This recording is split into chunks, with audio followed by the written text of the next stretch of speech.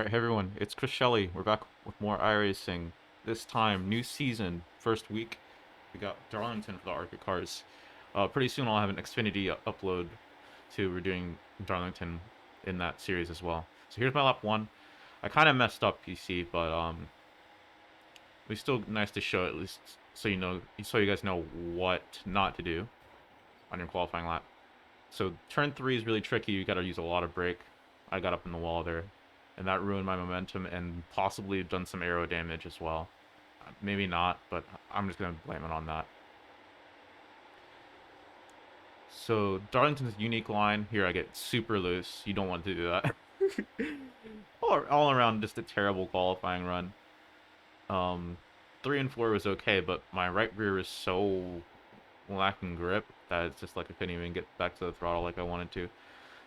I mean, 3 and 4 is solid here. The fastest I've seen was low 29.7s. I ran a 30.0. You know, very bad qualifying lap. I'll tell you guys more about the line in the race, but yeah, I lost a lot of time from hitting the wall in 3 and 4. You really gotta respect the brake, respect how sharp of a corner that is, and how little grip there is on corner entry. When you're in 1 and 2, especially on your qualifying lap, it's going to be very oversteery, so you have to be careful how much throttle you use and how quickly you come off of it. Let's go to the race. Alright, here we are at the race. It's 40 laps.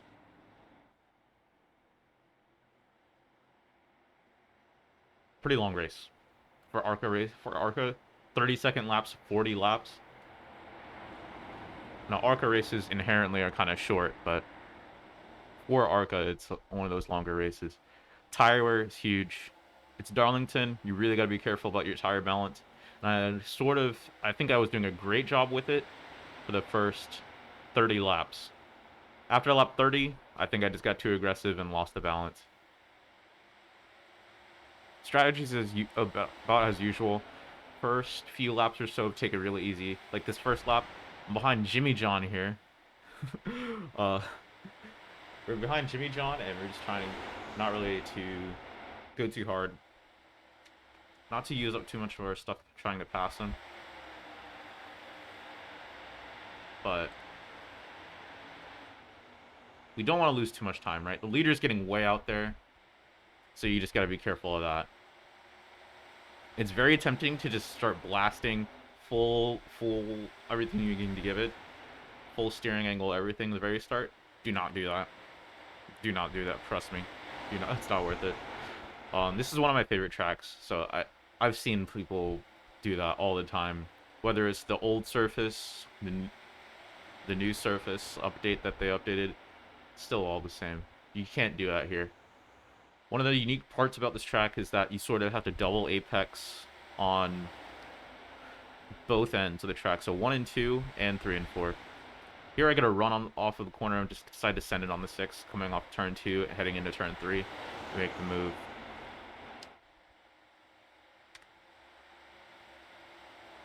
That's a 5th. I knew I was going to be able to just get around that guy. He was not holding too much pace, so I figured, okay, time to get a move on a little bit. It is a little bit earlier than my ideal time to decide to go, but it's fine.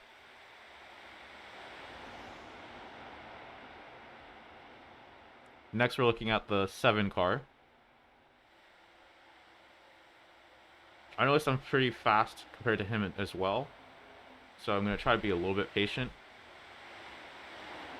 and wait for my strongest part of the track on him to make the move. I feel like I'm really strong off of turn 2 compared to a lot of these guys. Like right here, 6 car scrapes the wall a bit, and I'm just like, okay, time to go.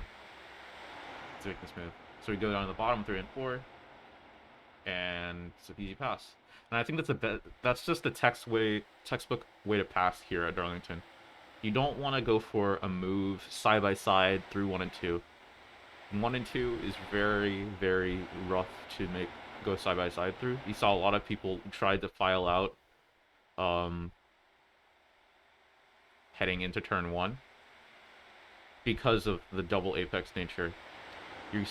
I'll go more into the line specifically. I know you guys are waiting for me to describe it. But I'll go into the line specifically. pretty soon here. So now we're up in the 4 car. Now he's got a solid amount of pace, but I'm pretty sure he was saving just by how much deeper I was able to drive into the corner on him. So here I get a run off turn 2, and I think he just kind of takes it easy, lets me by. My thought process is if I'm going to catch the leaders, I can't wait much longer than this, so I'm going to start going about 90%. And I had practiced enough to the point where I felt comfortable that first like 25 laps keeping the balance. But you just gotta be aware of how the car evolves as the tires wear out. So let me go into the line here. On the right camera view. And then take you around for some laps here. And you can see I'm zooming right now. Like my lap times are pretty strong. So you lift off for a little bit, catch the car with the gas, try to get to full throttle, and then you have to lift out again in 2. So you're off, on, off again, a little slightly, and then back on. For 3 and 4, pretty hard braking, but you trail out pretty quickly and want to pick up the throttle. And what I like to do is gas it up partially, and then for the double apex, you just bring the gas out again, and then back on.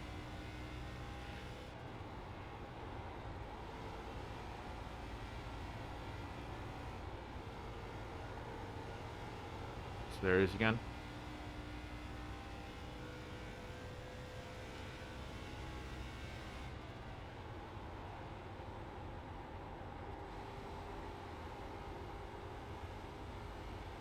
Key thing about this car track combo this week is you want to keep it driving off of the right rear, so you can actually it's pretty loose on throttle, which you noticed during qualifying where I was almost spinning out during qualifying. So with it being loose on throttle, you use that to your advantage.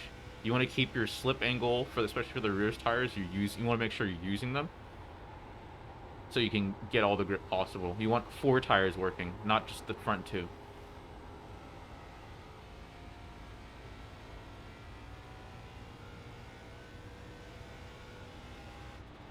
So I just induce a little power oversteer, so I try to really push the limit on those rears, especially in the center of the corner, to try to help get that rotation for when I lift off. So everything through that center is all about sort of getting that rotation, getting that weight transfer, so that you're actually generating sort of an induced oversteer, like power induced oversteer, to get through the corner.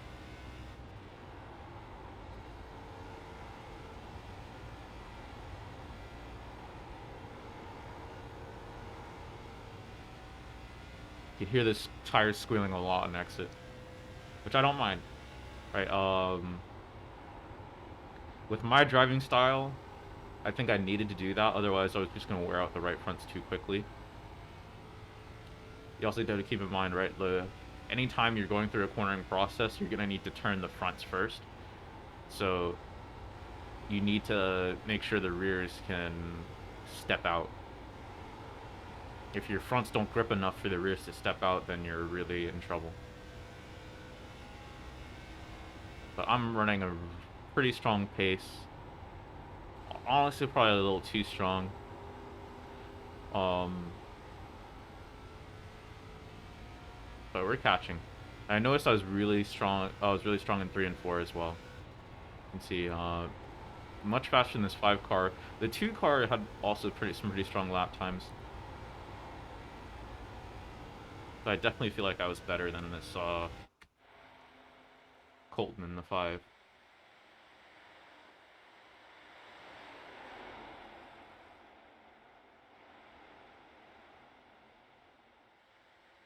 Now geographically on the track, I can talk about that. You essentially go down all the way back up in 1 and 2. Almost as close to the wall as you can get, as long as you're still in the rubber groove, and then back down to the bottom on exit, and then back up. For 3 and 4, I like to run sort of high entry, then get to the middle, then go about like straddle that top seam, then come back down for the exit. So it's similar to 1 and 2, but you're not going all the way down, right? You're you're really sort of making that diamond a little higher on the around the corner. There were some people that I saw like going all the way down to the bottom very late in the race, which I can see that working once the track gets really hot. You have like 20 cars running about the same line, except only a few people running the bottom. You're gonna see a lot more grip down there later in a run, and that might be something I could keep in mind for Xfinity, hopefully, for the B cars. So I see this lap car, I'm like, I'm gonna give this guy a decision. I thought the lap car was gonna be a lot slower than it really was. But I get up to the inside. I think either I took a little error or he's just trying to hang on a little too much. When you get around him. Up to second place. Just like that. So about halfway, we moved up from, what did we start, 6th? Up to 2nd. I had to take it easy off the corner. This lap car, getting side by side through turn 2 is super scary. So it's gonna be really careful. I decided to just back out, not get fully alongside because that's just too risky of a move. Not a risk worth taking really, so I just didn't do it.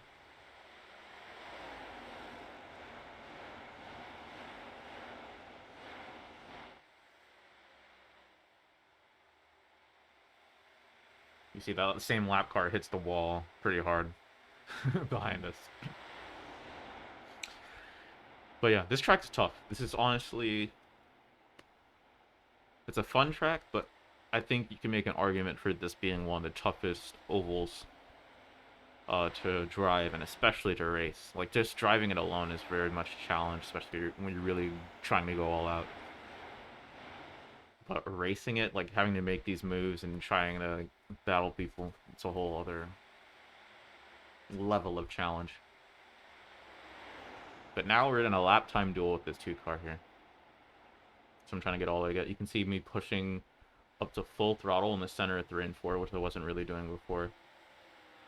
I think at that point I was getting too much, and I also had noticed that my car was starting to understeer a little bit.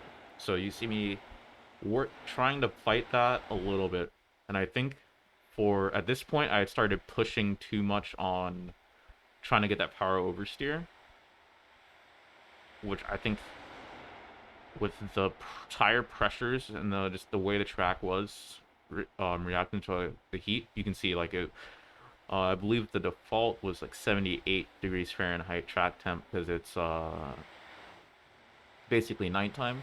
It's up to 81. So the racing groove is really hot. Tire pressure is getting pretty high. You're just really starting to swing a little bit more towards understeer.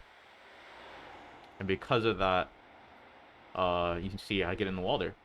Now, I'd already moved the brake bias down pretty far. I think I'd moved it down to 1.5% below, so it was at a 58.5%, right? So I started the race with 60% front brake bias, moved it down to 1.5. After that hit the wall, I'm like, okay, turn it down, turn it all the way down. I need rotation. But we already lost so much time. You see we lost about half a second there on that lap just because of hitting the wall. Everyone else is starting to struggle. This is a challenge. It's a fun challenge though. It's so fun. I definitely recommend like if you have like some road guy, like you're a sim racer but you're more on the road side, try one of these stock cars at Darlington. Try racing them, especially against real people. It's not easy. It's not easy. You could say it's just turning left, but it's not. It's not easy at all. It's not like some of those super speedways where you floor it. No, this is a challenge. There's a whole other different type of challenge. Anyways, enough of me talking to the pretentious road-only drivers. Road course drivers, road series drivers are something else. Anyways, Enough of that. Enough of them. Us. We are starting to get just chip a little bit away at the leader again, despite us hitting the wall a little bit. I think we just had a minor scrape. I didn't feel any sort of damage or anything after that, so I was just like, okay, back to work. I got a couple lap cars. There we could chip out about a tenth off the lead.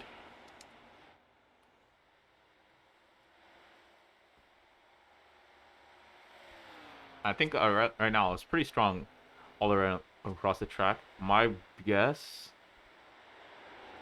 is that he's starting to feel a little bit of oversteer. I mean, understeer, rather. And I wasn't quite feeling that yet.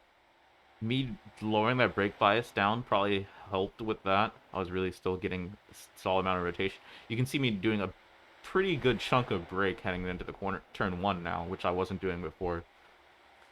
And I think that was really helping me out with my lap times. Plus, the leader also had to deal with the lap traffic first. But the challenging part about 3 is now you're trying to drive it in about the same spot, and I think that wasn't working for me because I was starting to use so much brake that I was actually losing grip on entry and losing the front end in 3 and 4. So heading into turn 3, I think I was using too much brake. So the challenge of trail braking is, right, you want to use, and there's me slapping the wall, and I think this actually did a little bit of damage to my car. My lap times kind of dropped then.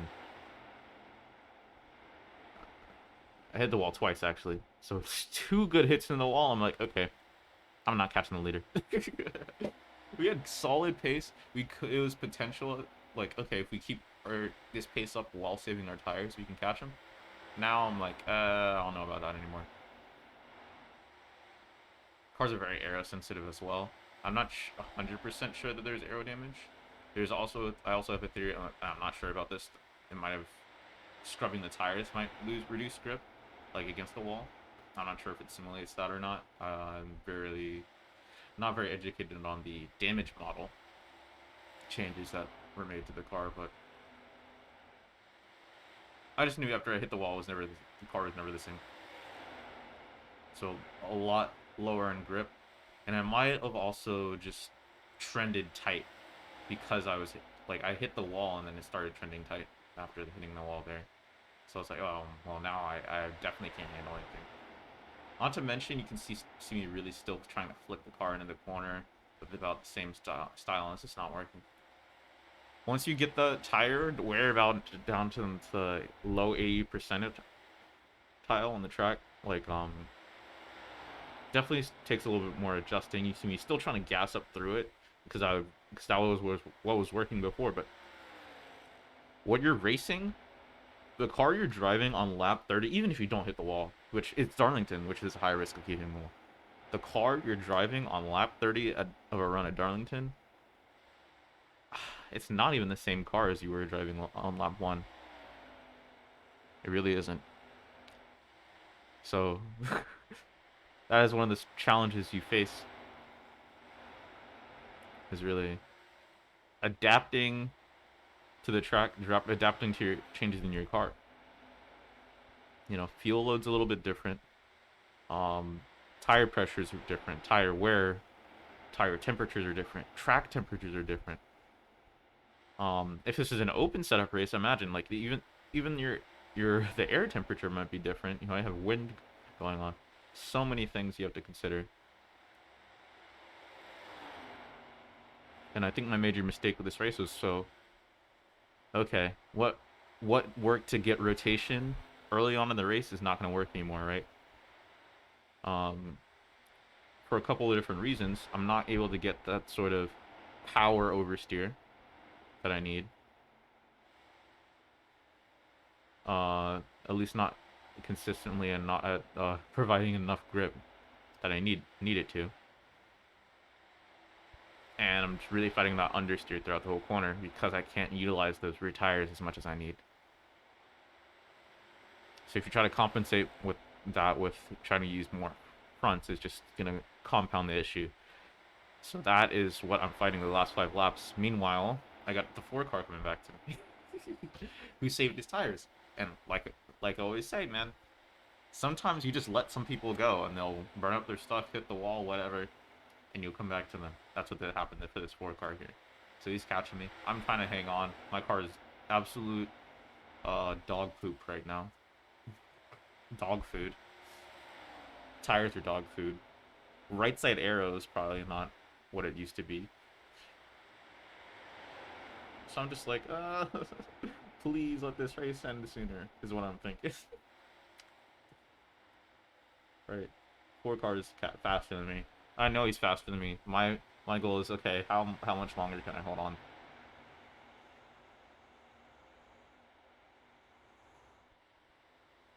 And there could have a couple of adjustments I could have made, but I knew that straight up, like with the car I had now, the tires I had now, there's no way that I can ever be faster than him. I feel I had worn the tires out, overheated the right front, maybe damaged the right side aero.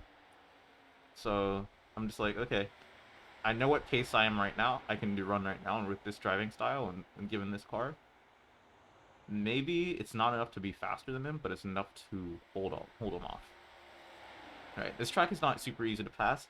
As long, and my thought process is as long as I can hold him off of turn 2, he's gonna have a tough time passing me. But especially if I can just hold him off on the corner. So I'm just trying to set myself up for a really strong corner exit every time, so he can't really get to me. 2 laps to go. So he sends it in so much deeper into the corner. He has so much more front grip because he didn't super wear his tires. Make it stick, just stay out the wall. Harder than brakes.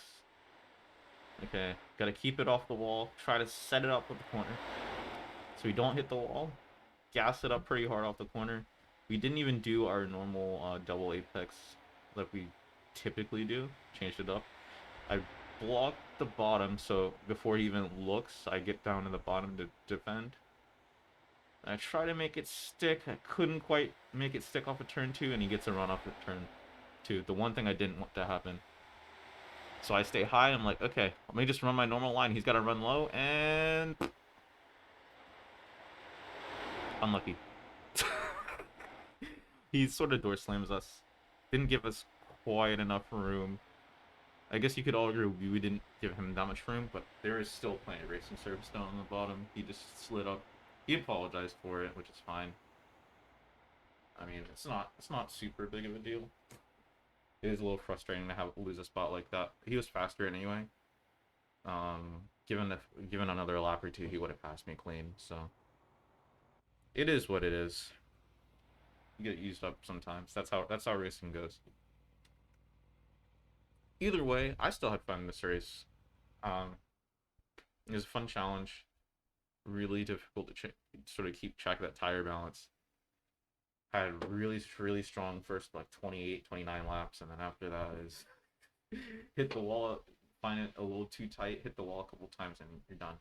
I think I should have been a little bit more patient and sort of transitioned my driving style a little bit. Just right around that lap 30, that 25 lap mark is just when it started really getting sort of understeery, and that's when you need to adjust. At least for me, sometimes if you're depending on your driving style, it might be earlier, it might be later. Whatever it is, you need to be a little bit adaptable.